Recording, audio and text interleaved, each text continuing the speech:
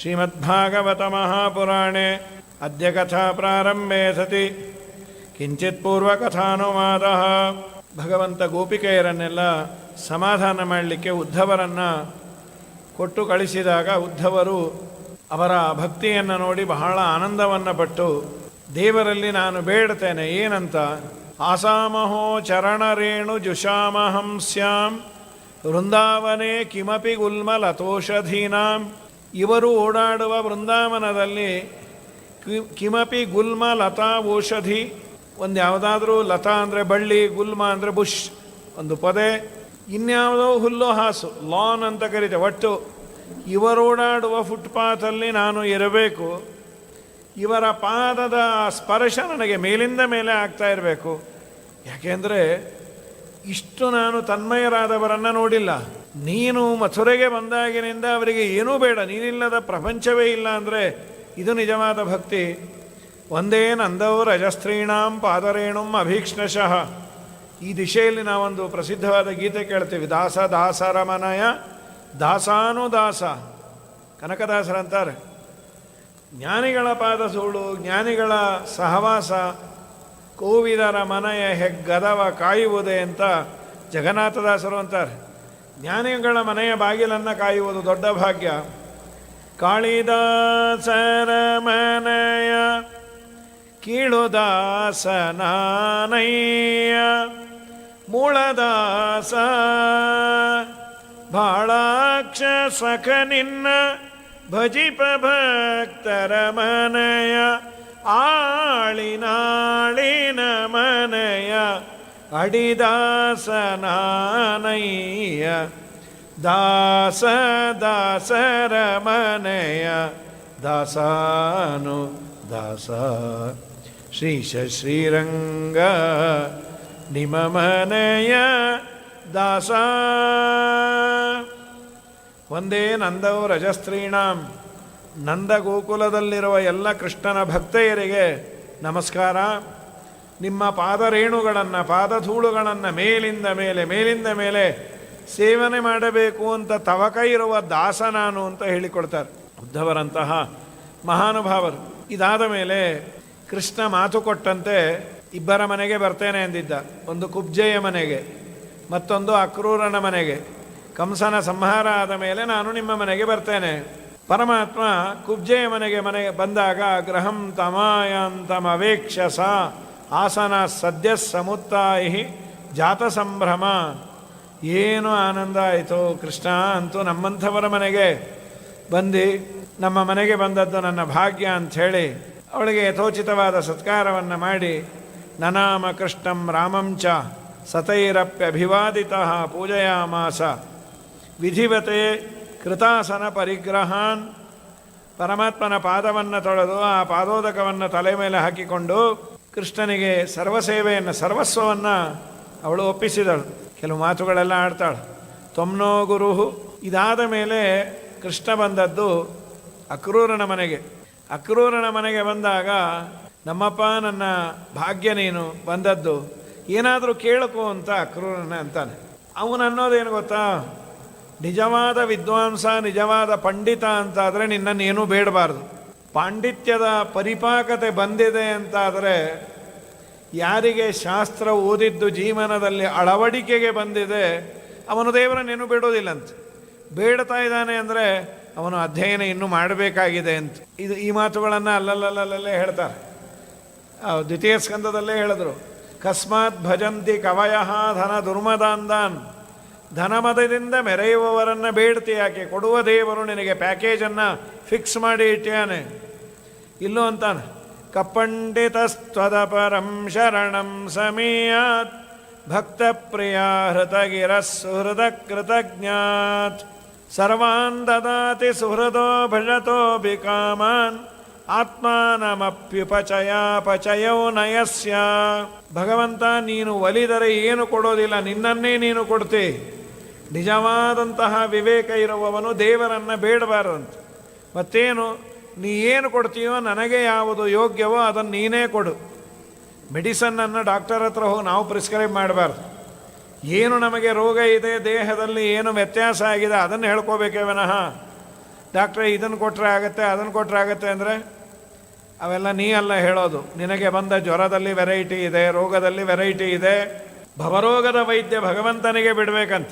ನೀ ಏನು ಕೊಡ್ತೀಯೋ ಕೊಡು ಅಂತ. ನಮ್ಮಪ್ಪ ನೀನು ನಮ್ಮ ಮನೆಗೆ ಬಂದದ್ದು ನನ್ನ ಭಾಗ್ಯ ಅಂದಾಗ ದೇವರು ಕೆಲವು ಮಾತುಗಳನ್ನು ಆಡ್ತಾನೆ. ತ್ವಮ್ನೋ ಗುರು ಪಿತೃವೆಚ್ಚ ಶ್ರಾಗ್ಯೋ ಬಂಧುಶ್ಚ ನಿತ್ಯದ. ನೀವು ನಮ್ಮ ಗುರುಗಳು, ನಮ್ಮ ಚಿಕ್ಕಪ್ಪ, ನಮ್ಮ ಬಂಧುಗಳು, ನೀವೆಲ್ಲವೂ ನನಗೆ ಆಗಿದ್ದೀರಿ. ನ ಕೆಮ್ಮಯಾನಿ ತೀರ್ಥಾನಿ ನದೇವ ಮೃಚ್ಛಿಲಾಮಯ ತೇ ಪುನಂತಿ ಉರುಕಾಲೇನ ದರ್ಶನಾದೇವ ಸಾಧವ. ಈ ಮಾತು 2 ಬಾರಿ ಕೃಷ್ಣ ಆಡ್ತಾನೆ ಇದೇ ದಶಮಸ್ಕಂದ ಭಾಗವತದಲ್ಲಿ. ಈ ಶ್ಲೋಕದ ಅರ್ಥ ಏನು ಅಂದರೆ, ಆಚಾರ್ಯರು ಮುಂದೆ ಬಂದಾಗ ಇದಕ್ಕೆ ವಿವರಣೆಯನ್ನು ಬರೀತಾರೆ. ಗಂಗೆಯಲ್ಲೋ ಯಮುನೆಯಲ್ಲೋ ಕೃಷ್ಣೆಯಲ್ಲೋ ಸ್ನಾನವನ್ನು ಮಾಡಿದ್ವಿ, ಚೆನ್ನಾಗಿ ಸ್ನಾನ ಮಾಡಿದ್ವಿ, ಯಾರೂ ನಮ್ಮ ಸ್ನಾನಕ್ಕೆ ಅಡ್ಡಿ ಮಾಡೋರಿರಲಿಲ್ಲ. ಒಳ್ಳೆ ಮಡಿ ಅನ್ನುವ ಭಾವನೆ ನನಗೆ ಬಂತು. ಆದರೆ ನೀನಲ್ಲಿ ಏನು ಅನುಸಂಧಾನ ಮಾಡಿದೆ? ನೀರು ಸ್ವಚ್ಛವಾಗಿದೆ, ಸದ್ಯ ಯಾರೂ ಮುಟ್ಟೋರಿಲ್ಲ, ಅಕ್ಕಪಕ್ಕ ನೋಡ್ತಾ ಇದ್ದೆ, ಇಷ್ಟೇನೋ ಬೇರೆ ಏನಾದರೂ ಮಾಡಿದೆಯೋ? ಇಲ್ಲ, ನೀರು ತುಂಬ ತಿಳಿಯಾಗಿದೆ, ಸ್ವಚ್ಛವಾಗಿದೆ, ಇಷ್ಟೇ ಮಾಡಿದೆ ಅಂದರೆ ನಿನಗೆ ಪುಣ್ಯವೇ ಬಂದಿಲ್ಲ ಅಂದರು. ಜಡವಾದ ಜಲ ಅಲ್ಲ ನಿನ್ನನ್ನು ಪವಿತ್ರೀಕರಿಸೋದು, ಜಲದ ಅಣುಗಳಲ್ಲಿ ಇರುವ ದೇವರು ನನ್ನನ್ನು ಪವಿತ್ರೀಕರಿಸ್ತಾನೆ ಅನ್ನುವ ಅನುಸಂಧಾನವನ್ನು ಶ್ಲೋಕವನ್ನು ಹೇಳಿ ಮುಳುಗಬೇಕಂತ. ಯೋಸೌ ಸರ್ವಗತೋ ವಿಷ್ಣು ಚಿತ್ ಸ್ವರೂಪಿ ನಿರಂಜನ ಸ ಏವ ದ್ರವರೂಪೇಣ ಗಂಗಾಂಭೋ ನಾತ್ರ ಸಂಶಯ. ಪ್ರಾಯ ಸ್ನಾನ ಮಾಡಬೇಕಾದ್ರೆ ಶಿಷ್ಟರು ಇದನ್ನು ಹೇಳೇ ಮಾಡೋದು. ಇದೇ ಪದ್ಯವನ್ನು ಮುಂದೊಮ್ಮೆ ಕೃಷ್ಣ ಇದೇ ದಶಮಸ್ಕಂದದಲ್ಲಿ ಎಲ್ಲರೂ ಸೂರ್ಯೋಪರಾಗಕ್ಕೆ ಅಂತ, ಸೂರ್ಯಗ್ರಹಣ ಇದ್ದಾಗ ಕುರುಕ್ಷೇತ್ರಕ್ಕೆ ಸ್ನಾನಕ್ಕೆ ಬಂದಿರ್ತಾರೆ.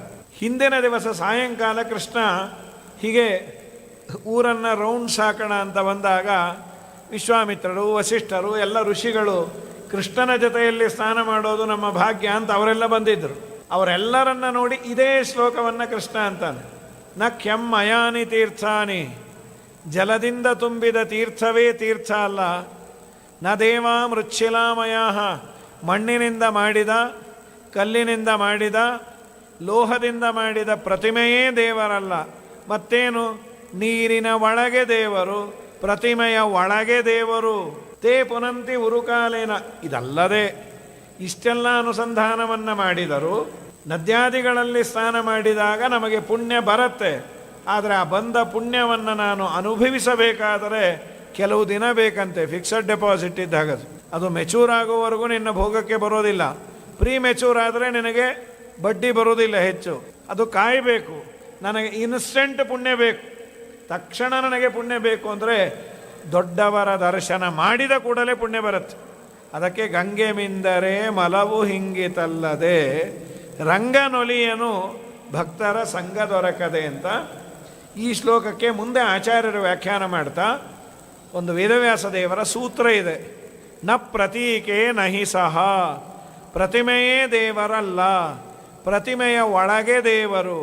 ಜಡವಾದ ಪ್ರತಿಮೆಯನ್ನೇ ದೇವರು ಅಂತ ಉಪಾಸನೆ ಮಾಡಿದರೆ ಬಹಳ ದೊಡ್ಡ ಪಾಪ ಇದೆ ಅಂತಾನೆ. ನಾನು ಜಡ ಅಲ್ಲ, ಪರಮಚೇತನ. ನಾನು ದೇವರನ್ನು ಆರಾಧನೆ ಮಾಡಲಿಕ್ಕೆ, ದೇವರ ನೆನಪನ್ನು ತಂದುಕೊಳ್ಳಲಿಕ್ಕೆ ಪ್ರತಿಮೆ ಒಂದು ಮಾಧ್ಯಮ. ಅಪ್ಪನ ಫೋಟೋ ಇರುತ್ತೆ, ಇವರೇ ನಮ್ಮ ತಂದೆ. ಅವರು ನಿಮ್ಮ ತಂದೆಯಾ? ಅವರು ಊಟ ಮಾಡ್ತಾರಾ, ತಿಂಡಿ ಮಾಡ್ತಾರಾ? ನಮ್ಮ ತಂದೆಯನ್ನು ನೆನಪಿಸುವ ಒಂದು ಭಾವಚಿತ್ರ. ಅದನ್ನು ನೋಡಿದಾಗ ನನ್ನ ತಂದೆಯ ನೆನಪಾಗತ್ತೆ, ನನ್ನ ತಾಯಿಯ ನೆನಪಾಗತ್ತೆ. ಅದರಂತೆ ದೇವರ ಆರಾಧನೆಯನ್ನು ಮಾಡಲಿಕ್ಕೆ ಪ್ರತಿಮೆ ಒಂದು ಮೀಡಿಯಾ, ಮಾಧ್ಯಮ. ಈ ಮಾತಿಲ್ಲೋ ಅಂತಾನೆ. ನಿಮ್ಮ ದರ್ಶನ ಆಗುವುದು ಏನು? ಅಕ್ರೂರನನ್ನು ನೋಡಿ ಕೃಷ್ಣ ಅನ್ನುವ ಮಾತು. ಅಕ್ರೂರರೇ, ನಿಮ್ಮ ದರ್ಶನ ನನಗೆ ತುಂಬ ಪುಣ್ಯ ತಂತು ಅಂತ. ದೇವರು ಮಾಡಲ್ ಮಾಡ್ಯಾನ, ದೇವರಿಗೆ ಪಾಪ ಪುಣ್ಯ ಅಲ್ಲ. ದೊಡ್ಡವರನ್ನು ನೋಡಿದಾಗ ಈ ಅನುಸಂಧಾನವನ್ನು ನಾವು ಮಾಡಬೇಕಂತ. ನಿಮ್ಮ ದರ್ಶನವೇ ನಮಗೆ ಪಾವಿತ್ರತೆಯನ್ನು ತಂತು. ನಿಮ್ಮ ದರ್ಶನದಿಂದಲೇ ಎಲ್ಲ ಸ್ನಾನದ ಪುಣ್ಯ ಬಂತು. ಇದು ನಿಜವಾಗಲೂ ಈ ಅನುಸಂಧಾನ ಇದ್ದರೆ ಖಂಡಿತ ಬರುತ್ತಂತೆ. ಈ ಅನುಸಂಧಾನವನ್ನು ಮಾಡಿದರೆ ಬರುತ್ತೆ ಅಂತ ನಮ್ಮ ಗುರುಗಳು ಹೇಳ್ತಿರ್ತಾರೆ. ನಮ್ಮ ಕಟ್ಟಿಯಾಚಾರ್ಯರು ಹೇಳ್ತಿದ್ರು, ನಾನು ಕೇಳಿದ್ದು ಹೌದು. ಜಾಲಿಹಾಳ ಕೇಶವಾಚಾರ್ಯರ ಬಾಯಲ್ಲಿ ಅವರು ಬಹಳ ವರ್ಷ ಕಡಪ ಅನ್ನೋ ಊರಿಗೆ ರಾಘವೇಂದ್ರ ಸ್ವಾಮಿಗಳ ಆರಾಧನೆಗೆ 3-4 ದಿವಸ ಬರೋರು. ಶುದ್ಧವಾಗಿ ಅವರಿಗೆ ಹೇಗೆ ಬೇಕೋ ಊರವರೆಲ್ಲ ಮಾಡಿಕೊಡೋರು ವ್ಯವಸ್ಥೆಯನ್ನು. ಆಗ ಕೆಲವು ಮಾತುಗಳು ಹೇಳೋರು. ಸ್ವಾಮಿ ಸತ್ಯಧ್ಯಾನರ ಕಾಲದಲ್ಲಿ ತಮ್ಮ ಅಧ್ಯಯನ ಇವೆಲ್ಲ ಹೇಗೆ? ಪೂಜಾ ಗೀಜಾಕ್ಕೆ ಕೂಡೋರ? ಸರ್ವಥಾ ಪೂಜೆಗೆಲ್ಲ ಕೂಡೋದು ಕಡಿಮೆ. ಸ್ವಾಮಿಗಳು ಹೇಳೋರು ಇಷ್ಟು ಜನ ಪಾರಾಯಣಕ್ಕೆ ಮಾತ್ರ ಇರ್ರಿ ಅಂತ. ಮಿಕ್ಕನಾದವರೆಲ್ಲ ಅಧ್ಯಯನ. ಯಾಕೆಂದರೆ ಸತ್ಯಧ್ಯಾನ ತೀರ್ಥ ಶ್ರೀಪಾದಂಗಳವರ ಕ್ರಮ ಹೇಗಿತ್ತು ಅಂದರೆ, ಹಿಂದಿನ ದಿವಸ ಹೇಳಿದ ಪಾಠವನ್ನು ಒಪ್ಪಿಸಲಿಲ್ಲ ಅಂದರೆ ಮುಂದಿನ ದಿನ ಪಾಠ ಇಲ್ಲ.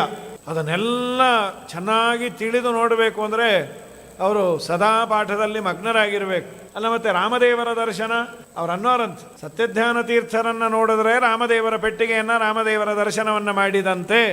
ಅವರಲ್ಲಿ ರಾಮದೇವರ ಸನ್ನಿಧಾನ ಇದೆ. ಅವರೇ ರಾಮದೇವರಲ್ಲ, ಸರ್ವಥಾ ಅಲ್ಲ, ಅವರ ಒಳಗೆ ವಿಶೇಷ ಮೂಲರಾಮದೇವರ ಸನ್ನಿಧಾನ ಇದೆ ಅಂತ ನಾವು ಅನುಸಂಧಾನವನ್ನು ವಿದ್ಯಾರ್ಥಿ ದಶಾದಲ್ಲಿ ಮಾಡ್ತಾ ಇದ್ವಿ ಅಂತ. ನಿಮಗೆ ಓದಿಗೆ ಏನು ಬೇಕೋ ಎಲ್ಲ ಫೆಸಿಲಿಟಿ ಮಾಡಿಕೊಡುತ್ತೆ. ಆದರೆ ಯಾಕೆ ಓದಿಲ್ಲ ಅಂದರೆ ದೇವರ ನೈವೇದ್ಯ, ವ್ರತ, ನಿಯಮ ಇದೆಲ್ಲ ಹೇಳಬೇಡ್ರಿ. ನನ್ನ ಮುಂದೆ ಅದನ್ನೆಲ್ಲ ಹೇಳಬಾರ್ದು. ನೀವು ಓದಬೇಕು ಅನ್ನೋದಕ್ಕೆ ಅವರಿಗೆ ಕೊಟ್ಟ ಲೀನಿಯನ್ಸ್ ಎಷ್ಟು ಅಂದರೆ, ವಿದ್ಯಾರ್ಥಿಗಳಿಗೆ ಆ ವಿದ್ಯಾ ಸಂಪತ್ತು ಉಳಿಲಿಕ್ಕೆ ಎಷ್ಟು ಕಾರಣ ಅಂದರೆ, ಗುರುಗಳು ವಿದ್ಯಾರ್ಥಿಗಳಿಗೆ ಕೆಲವು ಸೇವೆಯನ್ನು ಹೇಳ್ತಾರೆ. ನೀರನ್ನು ತರೋದು, ಗಂಧವನ್ನು ತೆಗೆಯೋದು, ಅನಂತ ಜನ್ಮದ ಪುಣ್ಯ ಅದು. ಮೂಲರಾಮದೇವರ ಸೇವೆಗಾಗಿ, ವ್ಯಾಸಮುಷ್ಟಿಗಳ ಸೇವೆಗಾಗಿ ಗುರು ಶುಶ್ರೂಷೆಯ ವಿದ್ಯೆ. ಇವತ್ತು ಶುಶ್ರೂಷ ತುಂಬ ಕಡಿಮೆ ಆಗಿದೆ.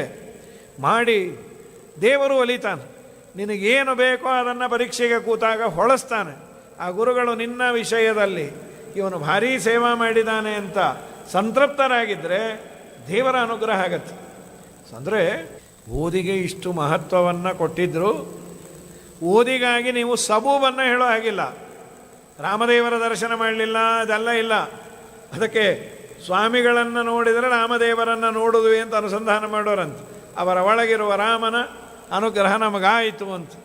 ಹೀಗೆ ಪ್ರಕೃತದಲ್ಲಿ ದೇವರನ್ನೋದು ಜಡವಾದ ಜಲವೇ ತೀರ್ಥ ಅಲ್ಲ, ಜಡವಾದ ಪ್ರತಿಮೆಯೇ ದೇವರಲ್ಲ. ಪ್ರತಿಮೆಯಲ್ಲಿ ದೇವರ ಸನ್ನಿಧಾನ, ನೀರಿನಲ್ಲಿ ದೇವರ ಸನ್ನಿಧಾನ ಇದ್ದದ್ದರಿಂದಲೇ ನಾವು ಪವಿತ್ರವಾದದ್ದು.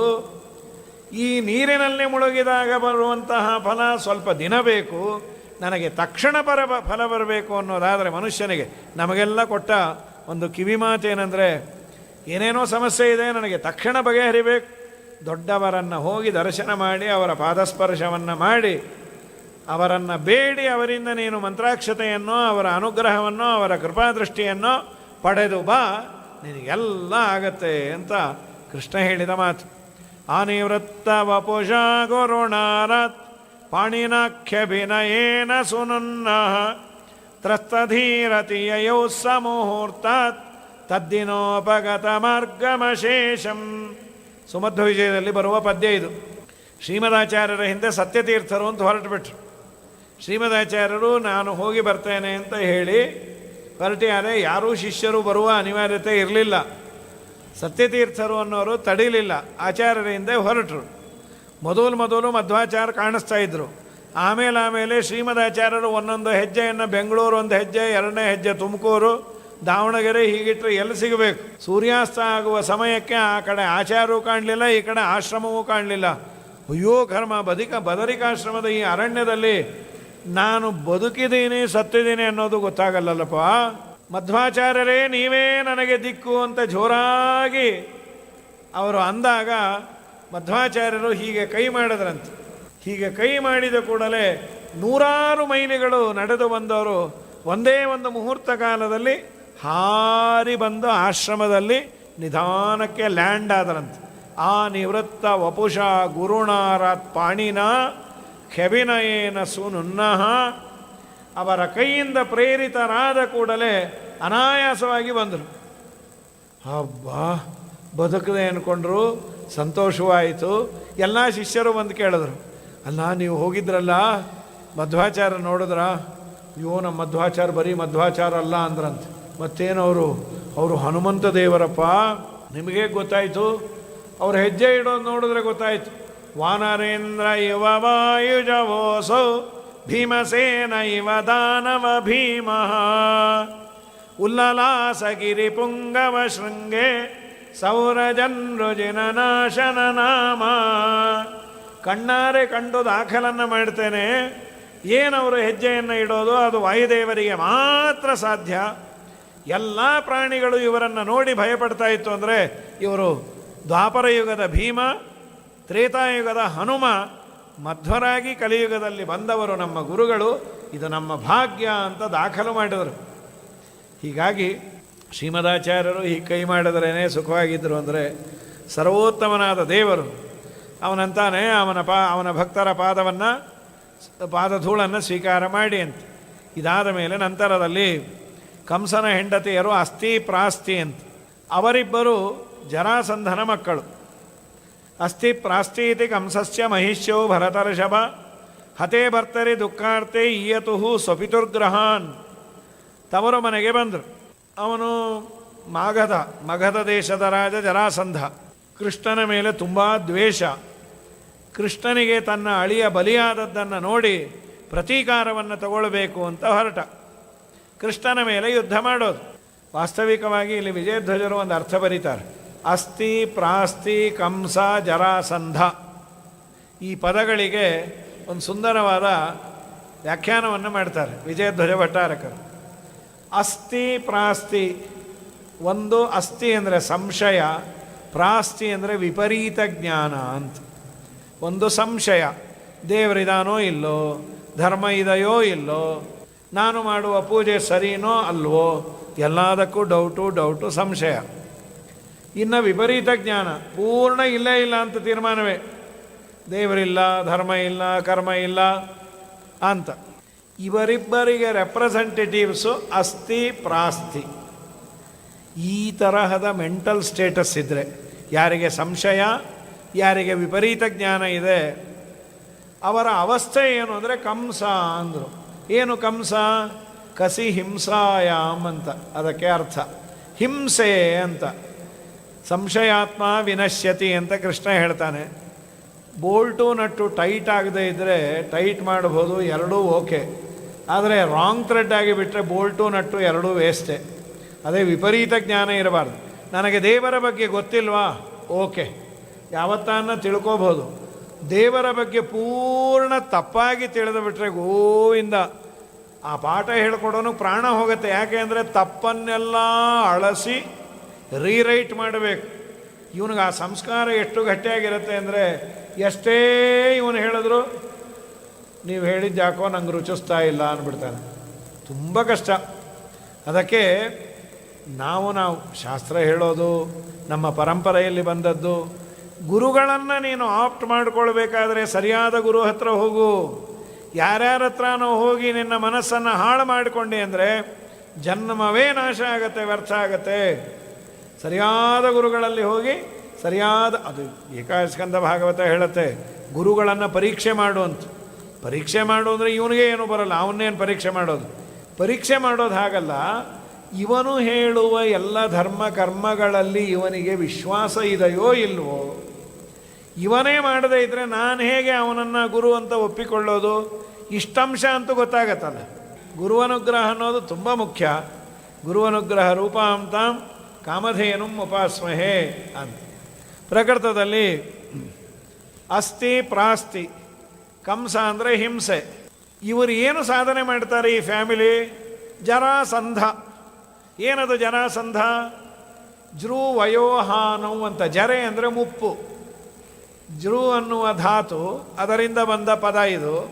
ಮುಪ್ಪು. ಮರಣಾಪತ್ತಾವಪಿ ಏನಂ ನಾ ಮುಂಚಾಮಿ. ನಾನು ಸತ್ರೂ ಪರವಾಗಿಲ್ಲ, ನಾನು ತಿಳಿದದ್ದೇ ಸರಿ ಅಂತ ಮೊಂಡುವಾದ ಮಾಡ್ತಾರಲ್ಲ, ಅವರು ಜರಾಸಂಧರು ಅಂತ. ಇದೇ ಇವರ ಸಾಧನೆ ಅಂತ ವಿಜಯಧ್ವಜರು ಎಷ್ಟು ಚೆನ್ನಾಗಿದೆ ನೋಡಿ. ಅಸ್ಥಿ ಪ್ರಾಸ್ತಿ ಕಂಸ ಜರಾಸಂಧ. ನಾವೆಂದು ಹೀಗಾಗಬಾರ್ದು. ನಾವು ಕೃಷ್ಣ ಪಕ್ಷದಲ್ಲೇ ಇರಬೇಕು. ಇದಾದ ಮೇಲೆ ಅವನು ಯುದ್ಧಕ್ಕೆ ಬಂದ, ಸೋತ. 2 ಬಾರಿ ಬಂದ, ಸೋತ. 3ನೇ ಬಾರಿ ಸೈನ್ಯ ಇಲ್ಲ. ಬಾಣಾಸುರನನ್ನು ಭೇಟಿಯಾದ. ಬಾಣಾಸುರ ತುಂಬ ಶಿವಭಕ್ತ, ವಿಷ್ಣುದ್ವೇಷಿ. ಬಾಣಾಸುರ ಅಂದ, ನಮ್ಮ ಸೈನ್ಯ, ನಮ್ಮ ಮಂತ್ರಿಗಳು ಎಲ್ಲರೂ ನಿಮ್ಮವರೇ, ಇದೊಂದು ಸೇವೆ, ನಿಮ್ಮಷ್ಟಂತೂ ನಾವು ದ್ವೇಷ ಮಾಡಲಿಕ್ಕಾಗಲ್ಲ, ನಮ್ಮ ಪದಾರ್ಥ ನಿಮ್ಮ ಕೃಷ್ಣನ ದ್ವೇಷಕ್ಕೆ ಉಪಯೋಗ ಬೀಳತ್ತೆ, ಅದೇ ನಮ್ಮ ಭಾಗ್ಯ, ತಗೊಂಡು ಹೋಗಿ ಅಂದ. ಬಾಣಾಸುರನ ಸೈನ್ಯವನ್ನು ತೆಗೆದುಕೊಂಡು ಬಂದಿಯಾನೆ. ಮತ್ತೆ ಯುದ್ಧ ಆಗಿ ಎಲ್ಲ ಸೋತು ಬಂದರು. ಮಾಗಧಸ್ತು ರಣಶ್ಲಾಗಿ ಮಾಧವೇನ ಪರಾಜಿತಃ ಜಗಾಮ ಶೋಣಿತಪುರಂ ಬಾಣಂ ದ್ರಷ್ಟುಂ ಬಲೆ ಸುತಂ.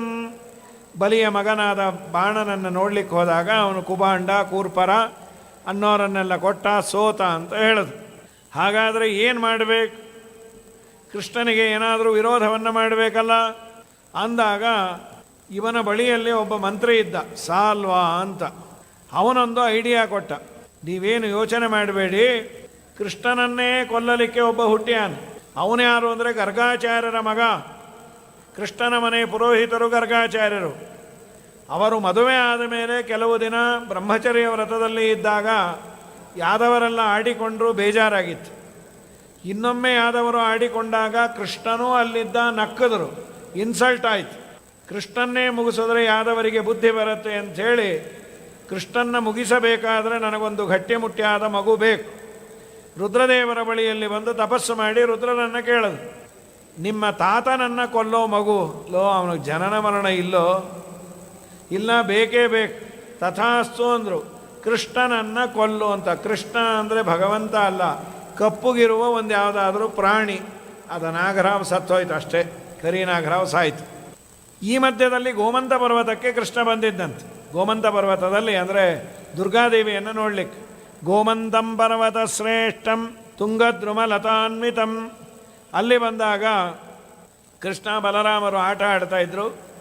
ಗರುಡದೇವರು ಬಂದು ಕೃಷ್ಣನ ಕಿರೀಟವನ್ನು ಕೃಷ್ಣನ ತಲೆ ಮೇಲೆ ಇಟ್ಟು ನಮಸ್ಕಾರ ಮಾಡಿದ್ರು ಅಂತ. ಕಿರೀಟ ಎಲ್ಲಿಂದ ಬಂದಿತ್ತು, ಗರುಡದೇವರು ಯಾಕೆ ಬಂದರು ಅನ್ನೋದು ಕಥೆಯನ್ನು ಹೇಳ್ತಾರೆ. ಕೃಷ್ಣ ಗೋಮಂತ ಪರ್ವತದಲ್ಲಿ ಆಟ ಆಡುವ ಸಂದರ್ಭದಲ್ಲಿ ವೈಕುಂಠದಲ್ಲಿ ಒಂದು ಘಟನೆ ನಡೆಯಿತು. ಬಲಿಚಕ್ರವರ್ತಿ ವೈಕುಂಠಕ್ಕೆ ಹೋಗಿದ್ದಂತೆ. ಅಲ್ಲಿ ಬಂದು ದೇವರ ದರ್ಶನ ಆದಮೇಲೆ ಯಾರೂ ಇರಲಿಲ್ಲ ಹಾಲಲ್ಲಿ. ಕೃಷ್ಣ ಕಿರೀಟ ಬಿಚ್ಚಿಟ್ಟಿದ್ದ ಭಗವಂತ. ಆ ಕಿರೀಟನ ದೊಡ್ಡ ಬ್ಯಾಗ್ ತಂದಿದ್ದ, ಹಾಕೊಂಬಂದ್ಬಿಟ್ಟ. ಅಲ್ಲ ರೀ, ದೇವರು ತನ್ನ ಕಿರೀಟವನ್ನು ಧಾರಣೆ ಅವನು ರಕ್ಷಣೆ ಮಾಡಿಕೊಳ್ಳಿಲ್ಲ ಅಂದರೆ ನಮ್ಮನ್ನೇನು ಮಾಡ್ತಾನೆ ಅಂತ ಒಂದು ಡೌಟ್. ಇದರ ಮೇಲೆ ವೈಕುಂಠ ಅಂತೀರಿ, ಹೋದ ಬಂದ ಅಂತೀರಿ, ಏನು ವೈಕುಂಠ ಸಮಾರಾಧನೆ ಅದು? ಆಚಾರ್ಯರು ಒಂದೆರಡು ಮಾತು ಬರೀತಾರೆ. ಬಹೂನಿ ಸ್ಥಾನ ಜಾತಾನಿ ಕೃಷ್ಣಸ್ಯ ಕ್ಷೀರಸಾಗರೇ. ಕ್ಷೀರಸಾಗರದಲ್ಲಿ ಅನೇಕ ಸ್ಥಳಗಳು ಇದ್ದಾವೆ. ಕಾನಿಚಿನ್ ಮುಕ್ತಗಮ್ಯಾನಿ ನಾಮುಕ್ತೈ ಸ್ತ್ರಿದಶೈರಪಿ. ಕೆಲವು ಸ್ಥಳಗಳು ಮುಕ್ತರು ಮಾತ್ರ ಹೋಗಲಿಕ್ಕೆ ಬರಲಿಕ್ಕೆ ಸಾಧ್ಯವಾಗುವ ಸ್ಥಳ. ಅಲ್ಲಿ ಲಿಂಗದೇಹ ಭಂಗ ಆಗದ ದೇವತೆಗಳು ಹೋಗೋ ಹಾಗಿಲ್ಲ. ಇದು ಶ್ರೀಮದಾಚಾರ್ಯ ಹೇಳುವಂಥದ್ದು. ಗಂತುಂ ಶಕ್ಯಾನ್ಯನ್ಯಥಾ ಅನ್ಯಾನಿ ಗಮ್ಯಾನ್ಯನ್ಯೈರಪಿ ಕ್ವಚಿತೆ. ಕೆಲವು ಜಾಗದಲ್ಲಿ ಅಮುಕ್ತರು ಬಹಳ ದೊಡ್ಡ ಸಾಧನೆ ಮಾಡಿದವರು ಹೋಗಿ ಬರಬಹುದು. ಅಲ್ಲಿ ದೇವತೆಗಳು ಇನ್ನೂ ಯಾರ್ಯಾರೋ ಋಷಿಗಳು ಬಂದು ಹೋಗ್ತಾರೆ. ಅಂಥ ಸ್ಥಳಕ್ಕೆ ಬಲಿ ಬಂದದ್ದೇ ವಿನಃ ವಾದಿರಾಜರು ಇನ್ನು ವೈಕುಂಠ ವರ್ಣನೆಯಲ್ಲಿ ಹೇಳೋದೇನೆಂದರೆ, ಸಪ್ತ ಪ್ರಾಕಾರಗಳು ಇದ್ದಾವೆ. ಸಪ್ತ ಪ್ರಾಕಾರಗಳನ್ನು ದಾಟಿ ಒಳಗೆ ಹೋಗೋ ಹಾಗೆ ಯಾರೂ ಇಲ್ಲ. ದೇವರೇ ಅಲ್ಲಿ ಬಂದು ಮಾತಾಡಿಸ್ತಾನಂತೆ. ಸಪ್ತ ಪ್ರಾಕಾರದ ನಂತರದಲ್ಲಿ ಹೋಗೋ ಹಾಗಿಲ್ಲ. ಅಮುಕ್ತರು ದೇವರ ದರ್ಶನಕ್ಕೆ ಬಂದರೆ 7ನೇ ಪ್ರಾಕಾರಕ್ಕೋ 6ನೇ ಪ್ರಾಕಾರಕ್ಕೋ ದೇವರೇ ಬಂದು ಮಾತಾಡಿಸಿ ಹೋಗ್ತಾನೆ. ಇದು ವೈಕುಂಠ ವರ್ಣನೆಯಲ್ಲಿ ವಾದಿರಾಜರು ಹೇಳೋದು. ಬಲಿಚಕ್ರವರ್ತಿ ಆ ಕಿರೀಟವನ್ನು ತೆಗೆದುಕೊಂಡು ಬಂದ. ಅವನ ಅಸುರಾಜ ವೇಷವನ್ನು ತೋರಿಸ್ಬೇಕಾಗಿತ್ತು ದೇವರು. ತಕ್ಷಣ ಹೇಳಿದ ಗರುಡದೇವರಿಗೆ, ಹೋಗಿ ಒದ್ದು ಕಿತ್ಕೊಂಬಾ. ಬಲಿಚಕ್ರವರ್ತಿ ಹಿಂದೆ ಬಂದು 2 ಕೊಟ್ಟರು. ಏನದು? ಕಿರೀಟ. ಯಾಕೆ ತೊಗೊಂಬಂದು? ಇದೇ ಥರದ್ದು ಇನ್ನೊಂದು ಮಾಡಿಸೋಣ ನರಸಿಂಹದೇವರಿಗೆ ಅಂತ. ಆ ಮಗನೇ ಸಿಕ್ಕಾಕೊಂಡಾಗ ಇಂಥ ಮಾತಾಡು, ಕೊಡು ಅಂಥೇಳಿ ದೇವರ ತಲೆಗೆ ಇಟ್ಟಾಗ ಸರಿಯಾಗಿ ಹೊಂದಿತು ಕೃಷ್ಣನಿಗೆ. ಏನು ಆಶ್ಚರ್ಯವೋ! ಹಿರಣ್ಯಗರ್ಭತ್ವಮುಪೇತ್ಯ ಮೂಲೆ ಸೃಜತ್ಯಶೇಷಂ ಭುವನಂ ಸಯೇವ ನಾರಾಯಣಾತ್ಮನ್ ಪರಿಪಾಸಿ ಭೂಯ ಜಹಾರಚಾಂತೆ ಭಗವನ್ ಶಿವಾತ್ಮನ್. ಭಗವಂತ ನೀನೇ ಬ್ರಹ್ಮದೇವರಲ್ಲಿ ಬ್ರಹ್ಮರೂಪದಿಂದ, ರುದ್ರನಲ್ಲಿ ಶಿವರೂಪದಿಂದ ಇದ್ದು ಸೃಷ್ಟ್ಯಾದಿಗಳನ್ನು ಸಂಹಾರವನ್ನು ಮಾಡೋನು ನೀನೇ. ನಿನ್ನ ರೂಪಗಳಲ್ಲಿ ಅತ್ಯಂತ ಅಭೇದ ಇದೆ ಅಂತ ಸ್ತೋತ್ರ ಮಾಡಿ ಹೊರಟುಬಿಟ್ರು. ಇದಾದ ಮೇಲೆ ಪರಮಾತ್ಮ ಗೋಮಂತ ಪರ್ವತದಲ್ಲಿ ಆಟ ಆಡುವ ಇದೇ ಸಂದರ್ಭ ನಂತರದಲ್ಲಿ ಏನಾಯಿತು, ಈ ಕಾಲಯವನನ್ನು ಕನ್ಸಲ್ಟ್ ಮಾಡಿದ್ರು. ನೀನು ಕೃಷ್ಣನನ್ನು ಕೊಲ್ಲಬೇಕು, ನೀನು ಮುಂದೆ ಹೋಗು, ನಿನ್ನ ಹಿಂದೆ ಜರಾಸಂಧ ಸೈನ್ಯ ಸಮೇತ ಬರ್ತಾನೆ. ಆಯಿತು, ನನ್ನ ಭಾಗ್ಯ ಅಂದ. ಕಾಲಯವನ ಬರ್ತಾನೆ. ಅವನು ಮಥುರಾಕ್ಕೆ ಬಂದ. ಮಥುರೆಯಿಂದ ದೇವರು ಎಲ್ಲರನ್ನ ದ್ವಾರಕೆಗೆ ಶಿಫ್ಟ್ ಮಾಡಿದ್ದ.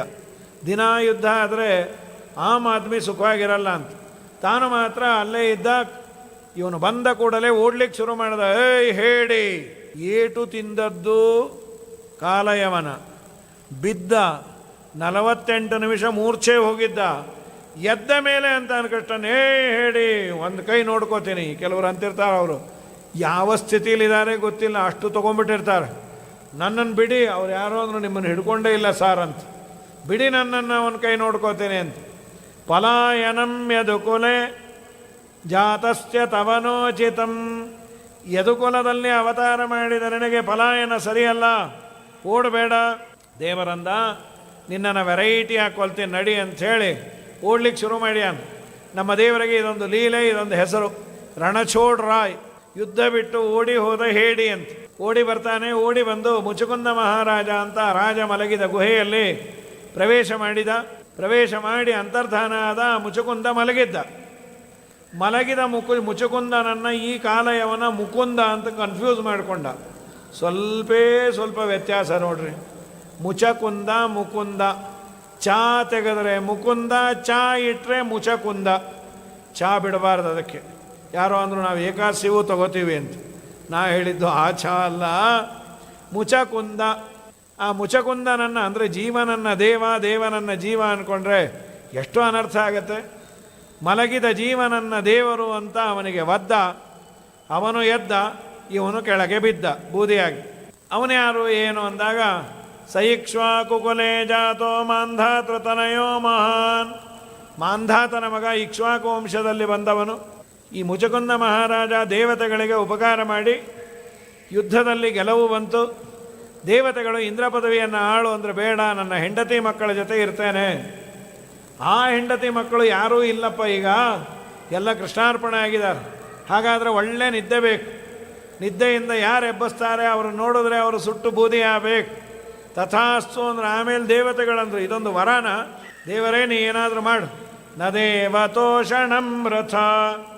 ದೇವರ ಆರಾಧನೆ ಎಂದು ವ್ಯರ್ಥ ಆಗೋದಿಲ್ಲ, ನಾನು ಅದನ್ನೇ ಮೋಕ್ಷಕ್ಕೆ ಕನ್ವರ್ಟ್ ಮಾಡ್ತೇನೆ ಅಂತ ಕೃಷ್ಣ ಇವನು ಮಲಗಿದಲ್ಲಿ ಓಡಿ ಬಂದ ಉದ್ಧಾರ ಮಾಡಲಿಕ್ಕೆ. ಓಡಿ ಬಂದು ತನ್ನನ್ನೇ ಕೊಲ್ಲುವಂತಹ ಕಾಲಯವನನ್ನು ಇವನಿಂದ ಕೊಲ್ಲಿಸಿ ಮುಚುಕುಂದನ ಮೇಲೆ ದೊಡ್ಡ ಪುಣ್ಯದ ಪರ್ವತವನ್ನೇ ಹೊರಸ್ದ. ದೇವರನ್ನೇ ಉಳಿಸಿದವನು ಅಂತ. ಎಂಥ ಪುಣ್ಯ ರೀ.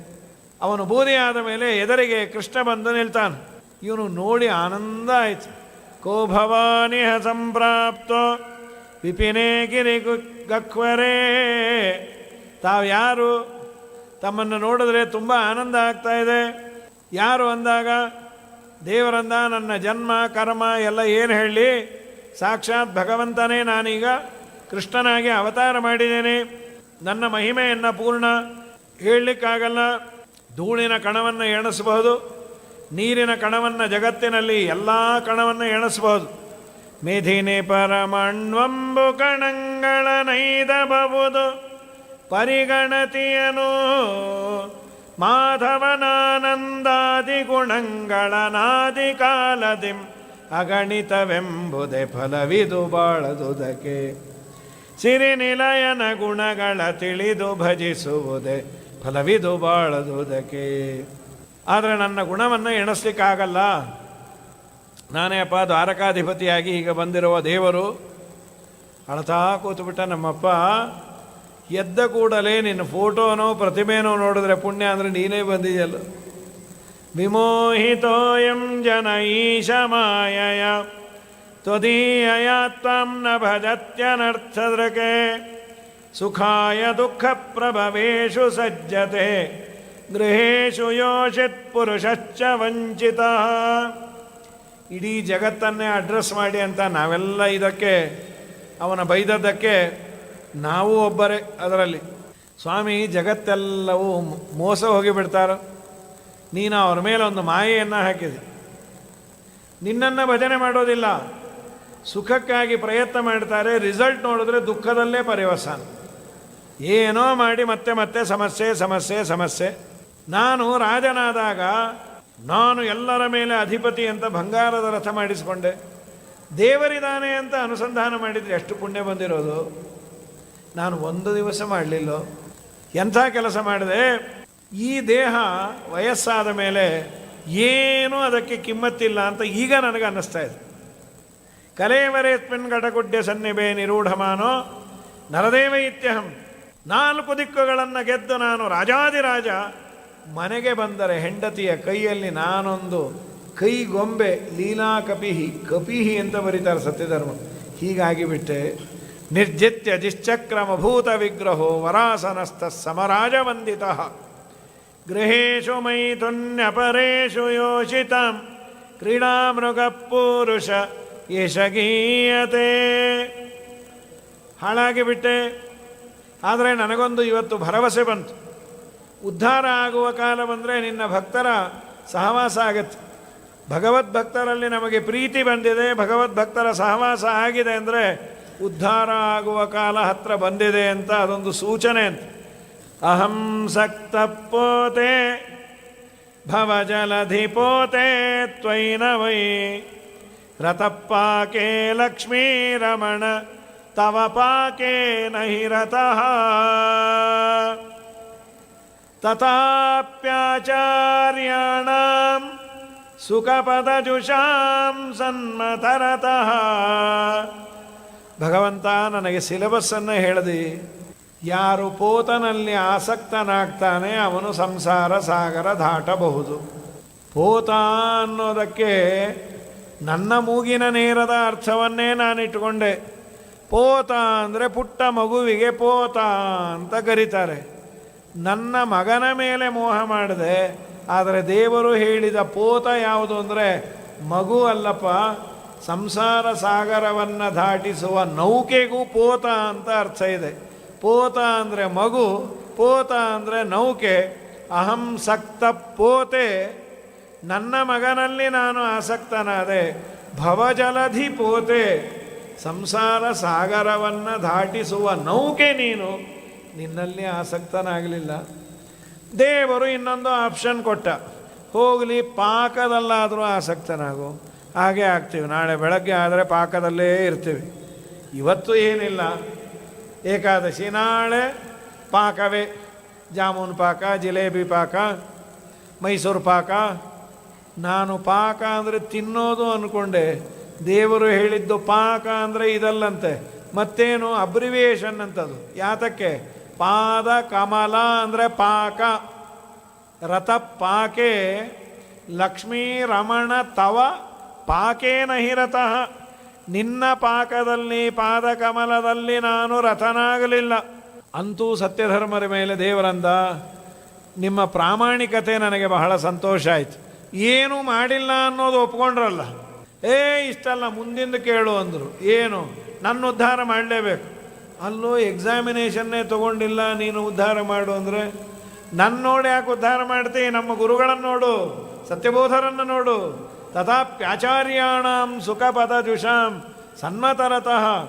ಆನಂದತೀರ್ಥ ಭಗವತ್ಪಾದರ ಪರಂಪರೆಯಲ್ಲಿ ಬಂದ ನಮ್ಮ ಗುರುಗಳು ಬಹಳ ದೊಡ್ಡವರು. ನಿನಗಾಗಿ ಅವರು ರಾತ್ರಿ ನಿದ್ದೆಯನ್ನು ಬಿಟ್ಟವರು. ಒಂದು ವೇಳೆ ನನ್ನ ಹೆಂಡತಿ ಮಕ್ಕಳು ರಾಜ್ಯ ಕೋಶ ಎಲ್ಲ ಇದ್ದರೆ ನಾನು ಅರಣ್ಯದಲ್ಲಿ ಮಲಗ್ತಾನೂ ಇರಲಿಲ್ಲ, ನೀ ಸಿಗ್ತಾನೂ ಇರಲಿಲ್ಲ. ಇದೊಂಥರ ಬ್ಲೆಸ್ಸಿಂಗ್ ಇನ್ ಡಿಸ್ಗೈಸ್. ತೆರೆಮರೆಯಲ್ಲಿ ನಿನಗೆ ನಮಸ್ಕಾರ.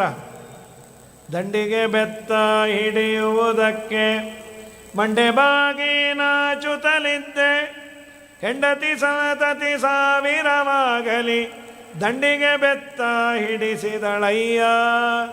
ಆದದ್ದೆಲ್ಲ ಬಳಿತೇ ಆಯಿತು, ನಮ್ಮ ಶ್ರೀಧರನ ಸೇವೆಗೆ ಸಾಧನ ಸಂಪತ್ತಾಯಿತು. ಆದದ್ದೆಲ್ಲ ಬಳಿತೇ ಆಯಿತು.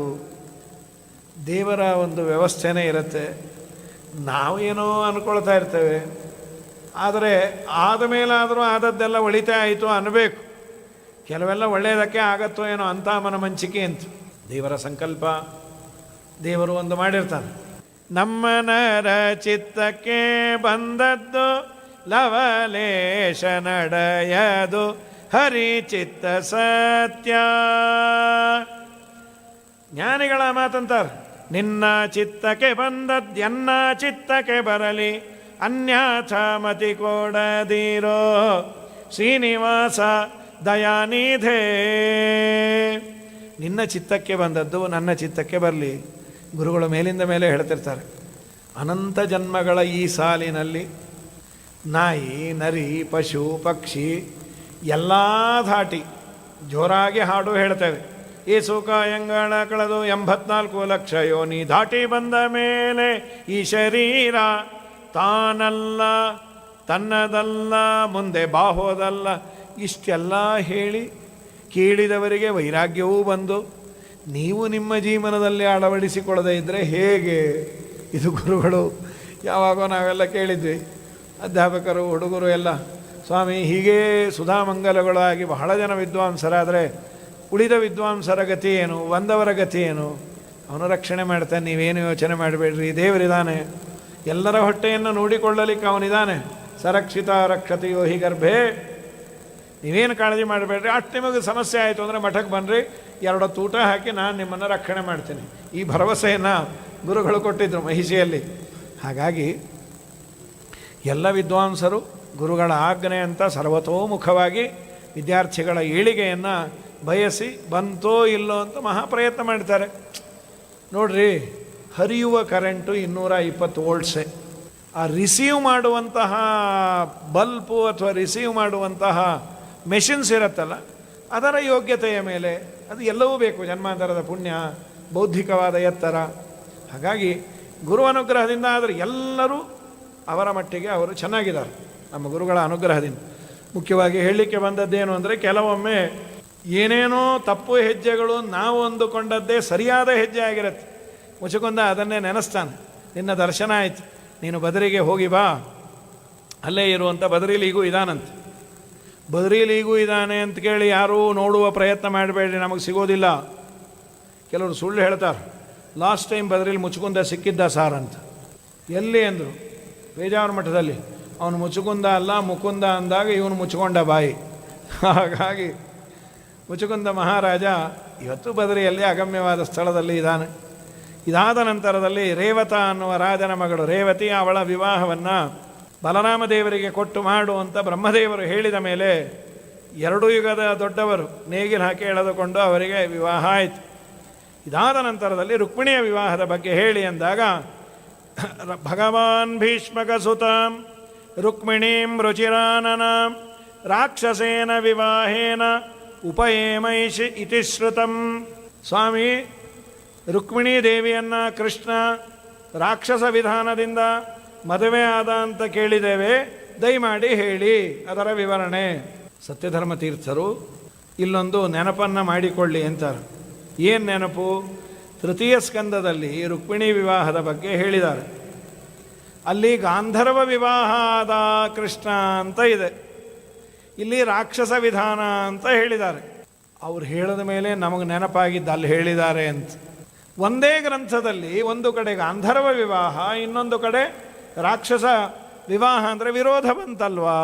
ಕೃಷ್ಣ ರುಕ್ಮಿಣಿಯನ್ನು ವಿವಾಹ ಆದ ಬಗೆ ಹೇಗೆ, ಗಾಂಧರ್ವವೋ ರಾಕ್ಷಸವೋ ಅಂತ ಪ್ರಶ್ನೆ ಮಾಡಿಕೊಂಡು ಕೂಲಂಕುಷವಾಗಿ ವಿವಾಹ ಅಂದರೆ ಎಷ್ಟು ಬಗೆ ಅಂತ ಹೇಳ್ತಾರೆ. ಮಹಾಭಾರತದಲ್ಲಿ ಆ ಭರತನ ಅಮ್ಮ ದುಷ್ಯಂತ ಹಾಗೂ ಶಕುಂತಲೆ ಅವರಿಗಾದ ಚರ್ಚೆ, ಅದನ್ನು ಪೂರ್ಣ ಕೋಟ್ ಮಾಡ್ತಾರೆ. ಜಗತ್ತಿನಲ್ಲಿ ಇರೋದು 8 ಬಗೆಯ ವಿವಾಹ, ಅದರಲ್ಲಿ 4 ಯೋಗ್ಯವಾದದ್ದು ಅಂತ ಹೇಳ್ತಾ, ಬ್ರಾಹ್ಮ, ಆರ್ಷ, ಆದ ಮೇಲೆ ಗಾಂಧರ್ವ, ಇದಾದ ಮೇಲೆ ರಾಕ್ಷಸ, ಪೈಶಾಚ, ಆಸುರ ಅಂತೆಲ್ಲ ಇದೆ. ರಾಕ್ಷಸ ವಿಧಾನದ ವಿವಾಹ ಅಂದರೆ ಏನು? ಮೊದಲು ಅದರ ಡೆಫಿನೇಷನನ್ನು ಕೊಡ್ತಾರೆ. ತಂದೆ ತಾಯಿ ಹುಡುಗಿಯನ್ನು ಕೊಡಲಿಕ್ಕೆ ಒಪ್ಪದೇ ಇದ್ದಾಗ ಕ್ಷತ್ರಿಯನಾದವನು ಹುಡುಗಿಯ ಅಪ್ಪ ಅಮ್ಮ ಹಾಗೂ ಅಣ್ಣ ತಮ್ಮ ಯಾರ್ಯಾರು ತಡಿಲಿಕ್ಕೆ ಬರ್ತಾರೆ ಅವ್ರಿಗೆಲ್ಲ 2 ಗುದ್ದಿ ಅವರನ್ನು ಗೆದ್ದು ಹುಡುಗಿಯನ್ನು ಗೆದ್ದು ಎಳೆದುಕೊಂಡು ಬರೋದು ಇದು ರಾಕ್ಷಸ ವಿಧಾನ. ಇದು ಕ್ಷತ್ರಿಯರಿಗೆ ಆಚಾರಗಲ್ಲ. ಆಚಾರ ಸಿಕ್ಕವ್ರಿಗೆ ಹೊಡಿಲಿಕ್ಕೆ ಹೋದರೆ ಕೈಕಾಲು ಮುರಿದು ಬಿಡ್ತಾರೆ. ಗಾಂಧರ್ವ ವಿವಾಹ ಅಂದರೆ ಹುಡುಗ ಹುಡುಗಿ ಇಬ್ಬರು ಪ್ರೇಮಿಸಿಕೊಂಡು ವಿವಾಹ ಆಗೋದು. ಅಲ್ಲಿ 2 ಹೇಳ್ತೀರಿ, ಯಾವುದಾದದ್ದು? ಸತ್ಯಧರ್ಮರಂದರು 2 ಸರಿ ಅಂತ. ಏನು 2 ಸರಿ? 2 ವಿವಾಹದಲ್ಲಿರುವ ಒಂದು ಕಾಮನ್ ಫ್ಯಾಕ್ಟರ್ ಏನು ಅಂದರೆ ಹುಡುಗ ಹುಡುಗಿ ಇಷ್ಟಪಡೋದು. ಗಾಂಧರ್ವ ವಿವಾಹದಲ್ಲೂ ಹುಡುಗ ಹುಡುಗಿ ಇಷ್ಟಪಟ್ಟಿರಬೇಕು, ರಾಕ್ಷಸ ವಿವಾಹದಲ್ಲೂ ಹುಡುಗಿ ಕೇಳ್ಕೊಂಡಿರ್ಬೇಕಂತ. ನಮ್ಮಪ್ಪ ಅಮ್ಮ ಅಣ್ಣ ತಮ್ಮ ನಿನಗೆ ಕೊಡಲಿಕ್ಕೆ ಇಷ್ಟಪಡ್ತಾ ಇಲ್ಲ, ದಯಮಾಡಿ ಬಂದು ನೀನು ನನ್ನನ್ನು ಕರೆದುಕೊಂಡು ಹೋಗು ಅಂದರೆ ಹುಡುಗ ಬಂದು ಅವಳನ್ನು ಎಳೆದುಕೊಂಡು ಹೋಗೋದು. ಎರಡೂ ವಿವಾಹದಲ್ಲಿ ಹುಡುಗ ಹುಡುಗಿಯ ಒಪ್ಪಿಗೆ ಅನ್ನೋದು ಮುಖ್ಯ. ಈ ಕಾಮನ್ ಫ್ಯಾಕ್ಟರ್ ಇದ್ದದ್ದರಿಂದ ಗಾಂಧರ್ವ ಅಂದರೂ ಸರಿಯೇ, ರಾಕ್ಷಸ ವಿಧಾನ ಅಂದರೂ ಸರಿಯೇ. ಇದು ಸತ್ಯಧರ್ಮರು ಕೊಡುವ ಒಂದು ಪ್ರಶ್ನೆ ಉತ್ತರ. ಅದನ್ನು ಹೇಳಿ, ರಾಜಾಸೀತ್ ಭೀಷ್ಮಕೋ ನಾಮ ವಿದರ್ಭಾಧಿಪತಿರ್ಮಹಾನ್. ವಿದರ್ಭ ದೇಶದ ಅಧಿಪತಿ, ಈಗಿನ ನಾಗ್ಪುರ ಇದೆಯಲ್ಲ ಮಹಾರಾಷ್ಟ್ರ, ಅದನ್ನು ಆಳ್ತಾ ಇದ್ದ. ಅವನಿಗೆ 5 ಜನ ಗಂಡು ಮಕ್ಕಳು, ಸಾಕ್ಷಾತ್ ಲಕ್ಷ್ಮೀದೇವಿ ರುಕ್ಮಿಣಿಯಾಗಿ ಹುಟ್ಟಿಯಾಳು. ಆ ರುಕ್ಮಿಣಿಯನ್ನು ವಿವಾಹವನ್ನು ಏನಾದರೂ ಮಾಡಿ ಹಾಳು ಮಾಡಬೇಕು ಅಂತ ಜರಾಸಂಧನಿಗೆ. ಯಾಕೆ ಅಂದರೆ ಕೃಷ್ಣ ಜರಾಸಂಧನಿಗೆ ಮೇಲಿಂದ ಮೇಲೆ ಏಟು ಕೊಡ್ತಾ ಇದ್ದ, ಸಾಕಾಗಿ ಹೋಗಿತ್ತು. ಹಾಗಾಗಿ ಏನು ಮಾಡೋದು? ಈ ಮಧ್ಯದಲ್ಲಿ ಗೋವರ್ಧನಗಿರಿಗೆ ಬೆಂಕಿ ಹಚ್ಚಿದ್ದ. ಕೃಷ್ಣ ಅಲ್ಲಿ ಆಟ ಆಡ್ತಾ ಇದ್ದಾಗ ಗೋಮಂತ ಪರ್ವತಕ್ಕೆ ಕೃಷ್ಣ ಅದನ್ನು ಒತ್ತಿ ನೀರು ಮೇಲೆ ಬರೋ ಥರ ಮಾಡಿ ಅದೆಲ್ಲ ಹಾರುವಂತೆ ಮಾಡಿ ಓಡಿ ಹೋಗಿದ್ದ. ಹೀಗೆಲ್ಲ ಆದದ್ದರಿಂದ ಕೃಷ್ಣನಿಗೂ ರುಕ್ಮಿಣಿಗೂ ವಿವಾಹ ಆಗದಂತೆ ತಡಿಬೇಕು. ನೋಡಲಿಕ್ಕೆ ತುಂಬ ಚೆನ್ನಾಗಿದ್ದಾಳೆ, ಪ್ರಾಯ ಕೃಷ್ಣನಿಗೆ ಇವಳು ಪಾಲು ಆಗ್ತಾಳೆ. ಅದಕ್ಕೆ ಸ್ವಯಂವರ ಬೇಡ ಅರೇಂಜ್ಡ್ ಮ್ಯಾರೇಜ್ ಹಾಗೆ ಆಗಲಿ ಅಂದರು. ಅಣ್ಣಂದ್ರೆಲ್ಲ ರುಕ್ಮಿಣಿಗೂ ತಿಳಿಸೋದು, ನಿನ್ನ ತಲೆಯಲ್ಲಿ ಯಾರನ್ನಾದರೂ ಇಟ್ಕೊಂಡಿದ್ರೆ ಡಿಲೀಟ್ ಮಾಡ್ತೀನಿ ಅಂದರು. ಯಾರನ್ನ? ಹುಡುಗನ್ನೇ ಅಂದವಳು. ಒಂದು ಪತ್ರವನ್ನು ಬರೆದ್ಯಾಳ. ಕುಂಡಲೀಯ ನಗರ ಬಲತೆ ಭೀಷ್ಮಕರಾಜನ ಕುವರಿಯಂತೆ ಶಿಶುಪಾಲನ ವಲ್ಲಳಂತೆ ನಿನಗೆ ಓಲೆ ಬರೆದಳಂತೆ. ಪೋಪೋಗೋಣ ಬಾರೋ ರಂಗ, ಪೋಪೋಗೋಣ ಬಾರೋ ಕೃಷ್ಣ. ಜಾಹ್ನವೀಯ ತೀರವಲತೆ ಜನಕರಾಜನ ಕುವರಿಯಂತೆ ಜಾನಕಿಯ ವಿವಾಹವಂತೆ ಜಾಣ ನೀನು ಬರಬೇಕಂತೆ. ಪತ್ರವನ್ನು ಬರೆದು ಒಬ್ಬ ಆಚಾರ್ಯರಿಗೆ ಕೊಟ್ಟು ಕೃಷ್ಣನಿಗೆ ಇದು ಮುಟ್ಟಿಸಿ ತಕ್ಷಣ ಕೃಷ್ಣನನ್ನು ಕರ್ಕೊಂಡೇ ಬನ್ನಿ ಆಯಿತು ಅಂತ ಅವರು ಬಂದಾಗ ಆಚಾರ್ಯರಿಗೆ ದೇವರು ಎಲ್ಲ ವ್ಯವಸ್ಥೆಯನ್ನು ಮಾಡಿದ. ಭುಕ್ತವಂತಂ ವಿಶ್ರಾಂತಂ, ಊಟ ಆಯಿತು, ಅವ್ರದ್ದೆಲ್ಲ ವಿಶ್ರಾಂತಿ ಆದಮೇಲೆ ಏನು ಬಂದಿದ್ದು ಇದೇನು ಹೇಳುವ ಅನಿವಾರ್ಯತೆ ಇಲ್ಲ. ಲೌಕಿಕವಾಗಿ ಬಂದವರಿಗೆ ಸ್ವಲ್ಪ ಆಧಾರ ಮಾಡಿ ಅಂತ. ಕಷ್ಟಪಟ್ಟು ಬಂದಾಗ ಎಲ್ಲಿಂದ ಬಂದ್ರಿ, ಊರಿಂದ ಬಂದರೋ ಏನೋ, ನಿಮಗೆ ಟ್ರೈನು ಅಪ್ಪರ್ ಬರ್ತೋ ಲೋಯರ್ ಬರ್ತೋ ಮಿಡಲ್ ಬರ್ತೋ, ಸತ್ಕೊಂಡು ಅವನು ಆಟೋ ಸಿಗದೆ 4 ಸೂಟ್ಗೆ ಹೊತ್ಕೊಂಡು ಬಂದಿರ್ತಾನೆ. ಧರ್ಮ ಅರ್ಥ ಕಾಮ ಮೋಕ್ಷ ಅಂತ ಅವನಿಗೆ ಏನು ಬೇಕೋ ಅದನ್ನು ಕೇಳೋದು ಬಿಟ್ಟು ಇದ ಎಲ್ಲ ಆದ ಮೇಲೆ ವಿಪ್ರಾನ್ ಸ್ವಲಾಭ ಸಂತುಷ್ಟಾನ್, ಯಾವ ಬ್ರಾಹ್ಮಣನಿಗೆ ದೇವರು ಕೊಟ್ಟಿದ್ದರಲ್ಲಿ ತೃಪ್ತಿ ಇದೆ ಅಂಥವರಿಗೆ ನಾನು ಮೇಲಿಂದ ಮೇಲೆ ನಮಸ್ಕಾರ ಮಾಡ್ತೇನೆ ಅಂತ ಕೃಷ್ಣ ಅಂತನ್ರಿ. ಯಾರ್ದಾದ್ರೂ ಅಡ್ರೆಸ್ ಇದ್ದರೆ ಕೊಡ್ರಿ, ತುಂಬ ಪ್ರೀತಿ ಅಂತ ದೇವರಿಗೆ. ಸರಿ ಸ್ವಾಮಿ, ನೀನು ಕೊಟ್ಟದರಲ್ಲೇ ನನಗೆ ತೃಪ್ತಿ ಇದೆ. ಅದೇನದು ಪತ್ರ? ರುಕ್ಮಿಣಿ ಪ್ರೇಮ ಪತ್ರ, ನೀವೇ ಓದ್ರಿ. ಅದೆಲ್ಲ ಓದಬಾರ್ದು, ರಹಸ್ಯದಲ್ಲಿ ಓದೋದದು. No no no no no ನನ್ನ ಪ್ರೇಮದ ಬಗ್ಗೆ ಯಾವ ಹೊಲಸು ಇರೋದಿಲ್ಲ. ಮುಂದೆಲ್ಲ ಆಚಾರಗಳದನ್ನು ಮೈಕ್ ಹಾಕ್ಕೊಂಡೇ ಓದ್ತಾರೆ. ನೀವು ಓದ್ರಿ, ನಮ್ಮೆಲ್ಲರ ಭಾಗ್ಯ ರೀ. ಜಗದಂಬೆ ಬರೆದ ಪತ್ರ ಇದು. ರುಕ್ಮಿಣ್ಯವಾಚ ಶ್ರುತ್ವಾ ಗುಣಾನ್ ಭುವನ ಸುಂದರ ಸಂಗಮಾಸ್ತೆ ನಿರ್ವಿಶ್ಯಕರಣ ವಿವರಂ ಹರತೋಂಗತಾಪಂ ರೂಪಂ ಪರಂ ಭುವನ ಮಂಗಲಂತೆ ತ್ವಯ್ಯಚ್ಯುತ ವಿಶತಿ ಚಿತ್ತಮ ಪತ್ರಪಮ್ಮೆ. ಭಗವಂತ, ನಿನ್ನ ಬಗ್ಗೆ ಕೇಳಿದ್ದೇನೆ. ನಿನ್ನ ಬಗ್ಗೆ ಕೇಳಿದಾಗಿನಿಂದ ನನ್ನ ಮನಸ್ಸು ನಿನ್ನಲ್ಲೇ ಇದೆ. ಅನೇಕ ಅರ್ಥಗಳು ಬರೀತಾರೆ ಸತ್ಯಧರ್ಮತೀರ್ಥರು. ಅಲ್ಲ, ನಿನ್ನ ಮನಸ್ಸು ನನ್ನ ಕಡೆಗೆ ಬಂತ ಹೇಗೆ? ಹರತೋಂಗತಾಪಂ, ನನ್ನ ಮಗ ಮನ್ಮಥ ಇದ್ದಾನಲ್ಲ, ಅವನು ಏನು ಮಾಡಿದ್ದಾನೆ ಅಂದರೆ ನನ್ನ ಮನಸ್ಸನ್ನು ತೆಗೆದುಕೊಂಡು ಬಂದು ನಿನ್ನಲ್ಲಿಟ್ಟ್ಯಾನ. ಅಲ್ಲೆಲ್ಲಿದೆ ಪದ? ಏನು ಸತ್ಯಧರ್ಮರಂತಾರೆ? ಹರತಃ ಅಂಗತಾಪಂ. ಹರ ಅಂದರೆ ರುದ್ರದೇವರು, ಹರತಃ ರುದ್ರರಿಂದ, ಅಂಗತಾಪ ಅಂದರೆ ದೇಹವನ್ನು ಸುಡಿಸಿಕೊಂಡ ಮನ್ಮಥ ನನ್ನ ಮನಸ್ಸನ್ನು ತಂದು ನಿನ್ನಲ್ಲಿಟ್ಟ್ಯಾನ. ಹೌದು, ಪತ್ರ ಬರಿಬೇಕಾದ್ರೆ ಅದಕ್ಕೊಂದು ಒಕ್ಕಣೆ ಇರಬೇಕಪ್ಪ. From Rukmini Bai to Krishnacharya, subject ಓಡ್ ಹೋಗೋದು. ಅದು ಬಿಟ್ಟು ನಿನ್ನ ಬಗ್ಗೆ ನಾ ಕೇಳಿದ್ದೇನೆ, ನಿನ್ನನ್ನೇ ಮದುವೆ ಆಗ್ತೇನೆ, ಅದು ಯಾರಿಗೆ ಸಿಕ್ಕಿದ್ರೂ ಅವ್ರು ಬಂದ್ಬಿಡ್ಬೋದು. Whomsoever it is concern. ಬರೀ ಸರಿಗೆ ಬರಲಿಲ್ಲ, ಇಲ್ಲ ಗಂಡನ ಹೆಸರು ಹೇಳಬಾರ್ದು. ಮತ್ತೇನು ಮಾಡ್ಯಾಳೆ? ಶ್ರುತ್ವ ತ್ವಾಪ್ರತ್ಯಯ ಅಂತ ಅವ್ಯಯ, ಅದು ಶ್ರುತ್ವ ಅನ್ನೋ ಪದ ದೇವರಿಗೆ ಸಂಬೋಧನೆ. ಹೇ ಶ್ರುತ್ವ, ಹೇ ಅವ್ಯಯನೇ, ನಾಶರಹಿತನಾದ ದೇವರು. ಇದಕ್ಕಿನ್ನ ಬೇಕಾ? ಗಂಡನ್ನ ಹೆಣ್ಣು ಬಯಸೋದು ದೀರ್ಘಾಯುಷ್ಯನಾದ ಗಂಡ ಬೇಕು. ಎಲ್ಲರ ಆಯುಷ್ಯ ಶಿಂಶುಮಾರ ದೇವ ಸಲ್ಲೀಲೆಯಿಂದ ತೊಲಗಿಸುವ ವಲ್ಲೆ ನಾನಿವರ ನಿತ್ಯ ಮುತ್ತೈದೆ ಎಂದು ಬಲ್ಲವರನ್ನ ಭಜಿಸುವರೆ. ಲಕ್ಷ್ಮೀ ಶೋಭಾನದಲ್ಲಿ ಮಹಾಲಕ್ಷ್ಮೀ ದೇವಿ ಅಂಥದ್ದೇ ಅದು. ನನ್ನ ಗಂಡನಾದವನಿಗೆ ಜನನ ಮರಣ ಇರಬಾರ್ದು. ಹೇ ಅವ್ಯಯನೇ, ನಿನ್ನ ಬಗ್ಗೆ ನಾನು ಕೇಳಿದ್ದೇನೆ, ನಿನ್ನನ್ನೇ ನಾನು ಮದುವೆ ಆಗ್ತೇನೆ. ಭುವನ ಸುಂದರ, ಲೋಕಕ್ಕೆ ಸುಂದರ, ಅಥವಾ ಭುವನ ಅನ್ನೋದಕ್ಕೆ ನೀರು ಅಂತ ಅರ್ಥ ಇದೆ. ಜೀವನಂ ಭುವನಂ ವನಂ. ಭುವನ ಅಂದರೆ ನೀರಲ್ಲಿ ಸುಂದರ, ಮತ್ಸ್ಯ ಕೂರ್ಮ. ಭುವನ ಅಂದರೆ ಅರಣ್ಯ, ಅರಣ್ಯದಲ್ಲಿ ಸುಂದರ, ನರಸಿಂಹ ವರಾಹ. ಭುವನಕ್ಕೆ ಸುಂದರ, ಇನ್ನೆಲ್ಲ ಅವತಾರಗಳು ವನಸುಂದರ. ಹೀಗೆಲ್ಲ ದೇವರನ್ನು ಚೆನ್ನಾಗಿ ಸ್ತೋತ್ರ ಮಾಡಿ ನಿನ್ನನ್ನೇ ನಾನು ಮದುವೆ ಆಗ್ತೇನೆ. ಭುವನ ಮಂಗಲಂತೆ, ಜಗತ್ತಿಗೆ ಜ್ಞಾನಪ್ರದನಾದ ಹೇ ಭಗವಂತ, ನನ್ನ ಗಲಕ್ಕೆ ಮಂಗಲ ಸೂತ್ರವನ್ನು ನೀನೇ ಕಟ್ಟಬೇಕು. ಕಾತ್ವಾ ಮುಕುಂದ ಮಹತಿ ಗುಣರೂಪಶೀಲ ವಿದ್ಯಾವಯೋ ದ್ರವಿಣದಾಮಭಿರಾತ್ಮತುಲ್ಯಂ ವ್ರೀಡಾವತಿ ಕುಲವತಿ ನವೃಣೀತ ಕನ್ಯಾ ಕಾಲೇಂದ್ರ ಸಿಂಹನರಲೋಕ ಮನೋಭಿರಾಮಂ. ಹಾಗೆಲ್ಲ ಅಂತಃಪುರದಲ್ಲಿರೋ ಹೆಣ್ಣು ಬರೀಬಹುದಾ? ಆ ಕಾಲದಲ್ಲೆಲ್ಲ ರಿಸ್ಟ್ರಿಕ್ಷನ್ ಇತ್ತು. ಏನದು ಪತ್ರ ಬರೋದು, ಹುಡುಗನ ನೋಡಿದ್ರೆ ಇವು ಆಡ್ಕೊಂಬೋದೇನು ನೋಡ್ರಿ ಅಷ್ಟು ಮುಂದುವರೆದೇ ಯಾರೇ. ಈಗ ಏನು ಯಾರಿಗ್ಯಾರೋ ಪುರಂದರ ವಿಠಲ ನೋಡಿದವ್ರು ತಲೆ ಬಗ್ಗಿಸ್ಬೇಕಷ್ಟೇ. ನೀವು ಬೇಡ, ನೀವು ತಲೆ ಬಗ್ಗಿಸ್ರಿ, ನಾವಿರೋದೇ ಹೀಗೆ ಅಂತ. ಅಂತಃಪುರದಲ್ಲಿರುವ ಹೆಣ್ಣು ಹೀಗೆ ಬರೀಬೋದಾ? ಭಗವಂತ ಒಂದು ವೇಳೆ ನಾಚಿಕೆಯಿಂದ ನಾನು ಬರೀದೇ ಇದ್ದರೆ ಇನ್ಯಾರ್ದೋ ಪಾಲಾಗ್ಬಿಡ್ತೀಯೋ. ನಿನ್ನನ್ನು ಯಾವ ಹೆಣ್ಣು ಬಿಡ್ತಾಳೆ? ಮದುವೆ ಆಗೋ ಮುಂಚೆ ಹೆಣ್ಣಿಗೆ ಒಂದು ಕಲ್ಪನೆ ಇರುತ್ತೆ, ನಮ್ಮ ಯಜಮಾನರಾಗೋರು ಹೀಗಿರಬೇಕು, ನನಗಿನ್ನ ಹೆಚ್ಚು ಓದಿರಬೇಕು, ನನಗಿನ್ನ ಚೆನ್ನಾಗಿರಬೇಕು, ನನಗಿಂತ ಸಂಪಾದನೆ ಚೆನ್ನಾಗಿರಬೇಕು, ಆದರೆ ನನ್ನ ಮಾತು ಕೇಳ್ತಾ ಇರಬೇಕು ಅಂತ. ಆಮೇಲೆ ಸಿಗೋದು ಬಿಡೋದು ಅವರವ್ರ ಹಣೆ ಬರಹ. ನಿನ್ನಂಥವನು ಯಾರಿದ್ದಾರೆ? ಅದಕ್ಕೆ ನಾನು ಪತ್ರ ಬರೆಯೋದು. ಒಂದರ್ಥ ಸತ್ಯಧರ್ಮರಂದರು ವಿಚಾರಿಸ್ದ್ಯಾ, ಗಡಿಬಿಡಿಯಿಂದ ಮದುವೆ ಆಗಿ ಆಮೇಲೆ ಇಡೀ ಜೀವನ ಹೊಡ್ಕೊಂಬೋದು. ಸರಿ ಇಲ್ಲ ಸರ್, ಮೋಸ ಮಾಡಿಬಿಟ್ರು. ಯಾಕೆ? ಏನು ಕೆಲಸ ಸರಿ ಇಲ್ವಾ? ಕೆಲಸವೇ ಇಲ್ಲ, ಸರಿ ಇರೋದೇನು? ಒಂದು ಕಡೆ ಹೋಗಿದ್ರು, ಯಾರು ಹಳೆ ಕಾಲ, ನಿಮ್ಮ ಹುಡುಗಂಗೆ ನಮ್ಮ ಮಗಳನ್ನು ಕೊಡ್ತೇನೆ. ಅವ್ರು ಕೇಳಿದ್ರು, ನಿಮ್ಮ ಮಗಳನ್ನು ನಮ್ಮ ಹುಡುಗಂಗೆ ಕೊಡ್ತೀರಾ? ನಮ್ಮ ಫ್ರೆಂಡ್ ಅವಶ್ಯ ಕೊಡ್ತೇನೆ, ನಿಂಗಲ್ದೆ ಇನ್ಯಾರಿಗೆ ಕೊಡೋದು. ಮನೆಗೆ ಬಂದು ಹೇಳ್ದೆ ಹೆಂಡತಿ ಬಂದು, ನಮ್ಮ ಮಗಳ ಮದುವೆ ಸೆಟ್ಲಾಯ್ತು, ನಿಶ್ಚಿಂತೆಯಿಂದಿರು. ಯಾರಿಗೆ ಏನು ಹುಡುಗ ಏನು ಮಾಡ್ತಾನೆ ನೀನು ಯೋಚನೆ ಮಾಡಬೇಡ. ನಮ್ಮ ಸ್ನೇಹಿತನ ಮಗ ಹುಡುಗ ಏನು ಮಾಡ್ತಾನೆ, ಏನೋ ಒಂದು ಮಾಡ್ತಾನೆ ಬಿಡು.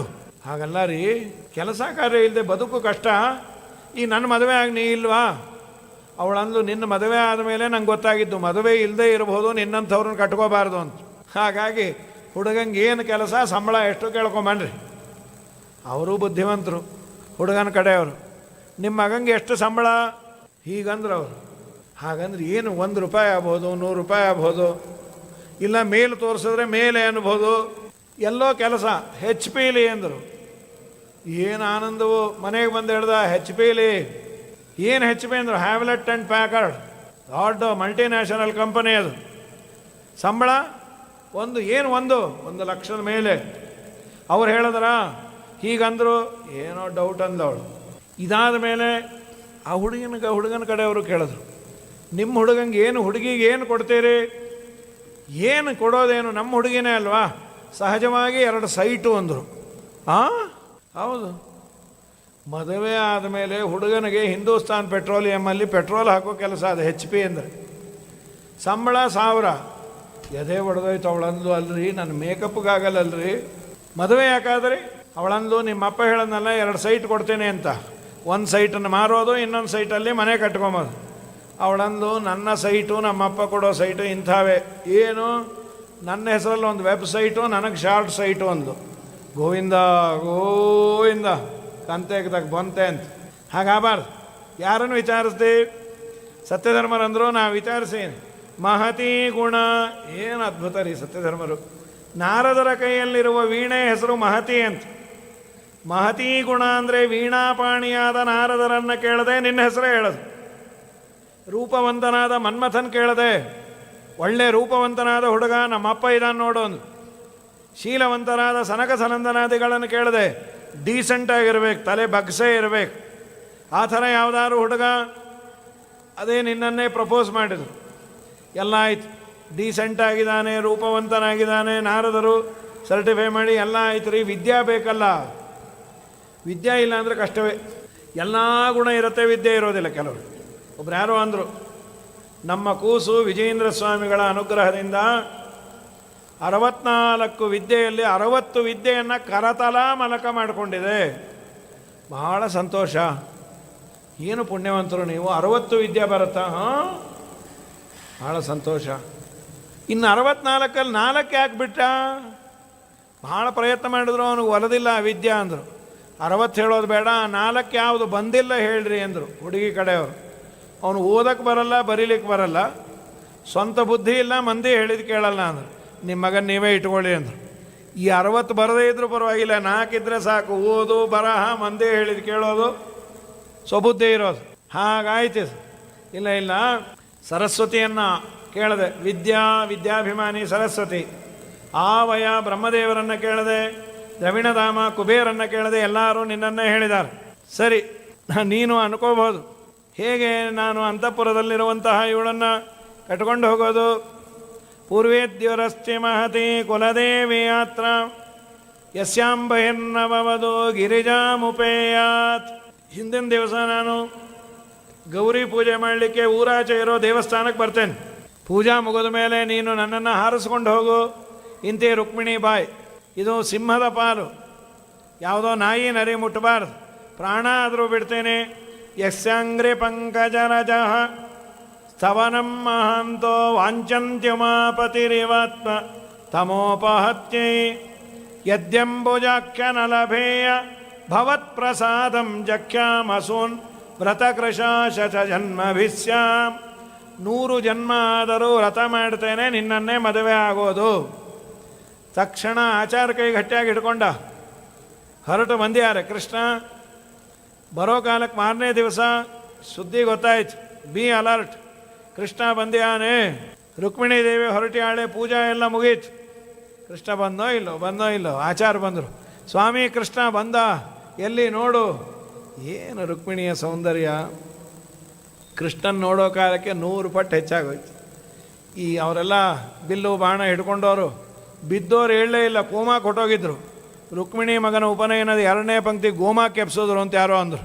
ಏನದ ಲಕ್ಷ್ಮೀದೇವಿ ಸೌಂದರ್ಯವನ್ನು ನೋಡ್ತಾರೆ, ಎಲ್ಲ ಬಿದ್ದೋಗಿದ್ದಾರೆ. ಈ ರುಕ್ಮಿ ಮಾತ್ರ ಇದ್ದ. ಹೊಡಿ ಏನು ಹೊಡೆಯೋದು? ಆ ರಥದಿಂದ ಈ ರಥಕ್ಕೆ ಬಂದು ದೇವರ ಲಕ್ಷ್ಮೀದೇವಿಯ ರಕ್ಷಣೆಗೆ ತನ್ನ ಮಗ ಕೊಟ್ಟ ಸೌಂದರ್ಯ ಕವಚ ಅಂತಾರೆ ವಾದಿರಾಜರು. ಕೇಶವ ನಾರಾಯಣ ಶ್ರೀಕೃಷ್ಣನ ವಾಸುದೇವ ಅಚ್ಯುತ ಅನಂತನ ಸಾಸಿರನಾಮದ ಶ್ರೀ ಋಷಿಕೇಶನ ಶೇಷಶಯ್ಯನ ನಮ್ಮ ವಸುದೇವ ಸುತನ ಕಂಡೆನ ಗೋವಿಂದನ ಕಂಡೆನ ಗೋವಿಂದನ. ರಥದಲ್ಲಿ ಹತ್ತಿದ್ರು. ಆದ ಮೇಲೆ ಮಧ್ಯದಲ್ಲಿ ಯುದ್ಧ ಆಯಿತು ನರ್ಮದಾ ತೀರದಲ್ಲಿ. ದೇವರು ಬಾಣವನ್ನು ತೆಗೆದಾಗ ರುಕ್ಮಿಣಿ ಕೈ ಹಿಡ್ಕೊಂಡು ಬೇಡ ನಮ್ಮಣ್ಣ ಅಂತ. ಆಯಿತು, ನಾನು ತಲೆ ಮೇಲಿನ ಕೂದಲು ತೆಗಿತೇನೆ ಅಂತ ಕೂದಲು ತೆಗೆದ. ಅವನು ಊರಿಗೆ ಬರೋದಿಲ್ಲ ಅಂತ ಮಧ್ಯದಲ್ಲೇ ಒಂದು ಎಕ್ಸ್ಟೆನ್ಷನ್ ಏರಿಯಾ ಮಾಡಿಕೊಂಡ, ಭೋಜಕಟ ಅಂತ. ಆಮೇಲೆ ಶುರು ಆಗಿದ್ದು ಊರು ಬಿಟ್ಟು ಊರಾಚೆ ಇರೋದು. ಸರಿ, ಆದ ಮೇಲೆ ಇವನು ದ್ವಾರಕಾ ಕರ್ಕೊಂಬಂದಾಗ ಮೂಲಮಾಧವ ಅನ್ನೋ ಕಡೆ, ಹೆಣ್ಣಿನ ಕಡೆ ಒಂದೆಷ್ಟು ಜನ, ಗಂಡಿನ ಕಡೆ. ಅದು ನಮ್ಮ ವಾದಿರಾಜ ಸ್ವಾಮಿಗಳು ಒಳ್ಳೆ ಕಂಡೀಷನ್ ಹಾಕಿದ್ರು.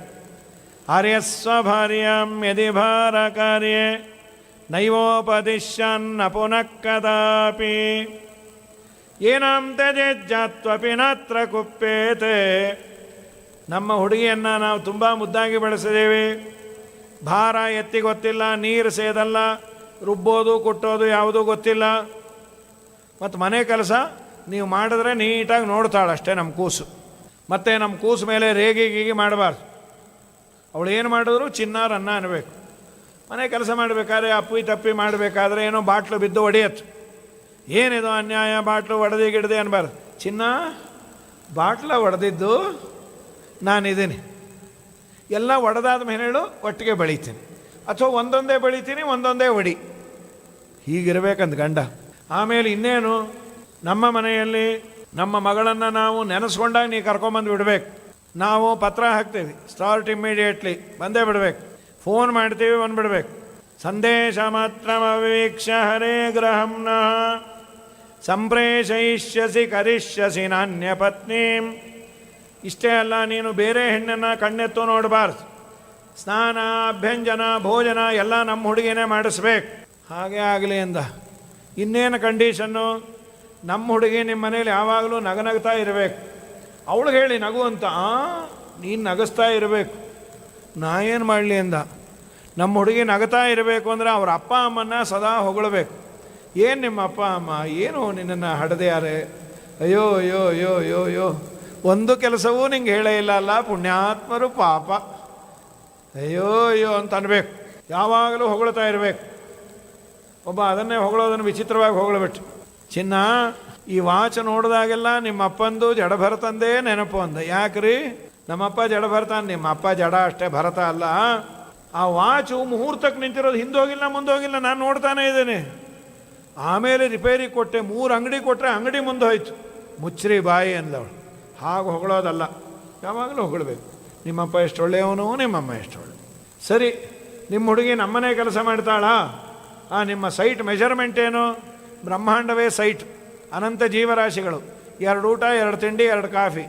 ಲಕ್ಷ್ಮೀರ್ಯಸ್ಯ ಪರಿಗ್ರಹ ಕಮಲಭೂಸೂನು ಗರುತ್ಮಾನ್ ರಥಃ ಪೌತ್ರಶ್ಚಂದ್ರ ವಿಭೂಷಣ ಸುರಗುರು ಶೇಷಚ್ಚ ಶಯ್ಯ ಆಸನ ಬ್ರಹ್ಮಾಂಡಂ ವರಮಂದಿರಂ ಸುರಗಣಾ ಯಸ್ಯ ಪ್ರಭೋ ಸೇವಕಾ ಸ ತ್ರೈಲೋಕ್ಯ ಕುಟುಂಬ ಪಾಲನ ಪರಃ. ಈ ದೇವರು ದೊಡ್ಡ ಜಗತ್ ಕುಟುಂಬಿ ಅವನು. ಅವರಂದರು, ನಮ್ಮ ಹುಡುಗಿಗೆ ಇದೆಲ್ಲ ಆಗತ್ತಾ? ಅವಳು ಹ್ಞೂ ಅಲ್ಲಿ ನಾ ಮಾಡಿಸ್ತೇನೆ.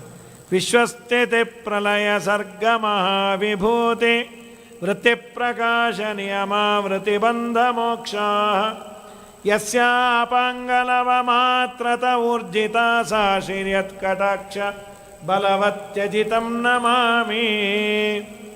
ಅಂತರ್ಪಟವನ್ನು ಹಿಡಿದ್ಯಾರು. ಲಕ್ಷ್ಮೀರಸ್ಯ ಪರಿಗ್ರಹ ಕಮಲಭೂ ಸೂನುರ್ಗರುತ್ಮಾನ್ ರಥಃ ಪೌತ್ರಶ್ಚಂದ್ರ ವಿಭೂಷಣ ಸುರಗುರು ಶೇಷಚ್ಚ ಶಯ್ಯಾಸನಃ ಬ್ರಹ್ಮಾಂಡಂ ವರಮಂದಿರಂ ಸುರಗಣಾಃ ಯಸ್ಯ ಪ್ರಭೋ ಸೇವಕಾತ್ ಸತ್ರೈಲೋಕ್ಯ ಕುಟುಂಬ ಪಾಲನ ಪರಃ ಕುರ್ಯಾತ್ ಸದಾ ಮಂಗಲಂ. ಗುಡಜೀರಿಕಾಭಿ, ಜೀರಿಗೆವೆಲ್ಲ ಇಟ್ಟರು. ದ್ವಾರಕಾಯಾಮ ಭೂದ್ರಾಜನ್ ಮಹಾನ್ಮೋದ ಪುರೌಕಸಾಂ ರುಕ್ಮಿಣೀಂ ರಮಣೋಪೇತಾಂ ದೃಷ್ಟ್ವಾ ಕೃಷ್ಣಂ ಶ್ರೀಯಪ್ಪತಿಂ. ಕೃಷ್ಣ ಹಾಗೂ ರುಕ್ಮಿಣಿಯರ ವಿವಾಹ ಸಂಪನ್ನ ಆಯಿತು. ಇದಾದ ಮೇಲೆ ಸತ್ಯಭಾಮೆ, ಅವಳು ಲಕ್ಷ್ಮೀದೇವಿಯೇ, ಅವಳ ವಿವಾಹ. ಅದಲ್ಲದೆ ಷಣ್ಮಹಿಷಿಯರ ವಿವಾಹ. ನಾಳೆ ದಿವಸ ಮಿಕ್ಕ ವಿವಾಹವನ್ನೆಲ್ಲ ನೋಡುವ. ಹರಯೇ ನಮಃ. ಶ್ರೀಕೃಷ್ಣಾರ್ಪಣಮಸ್ತು.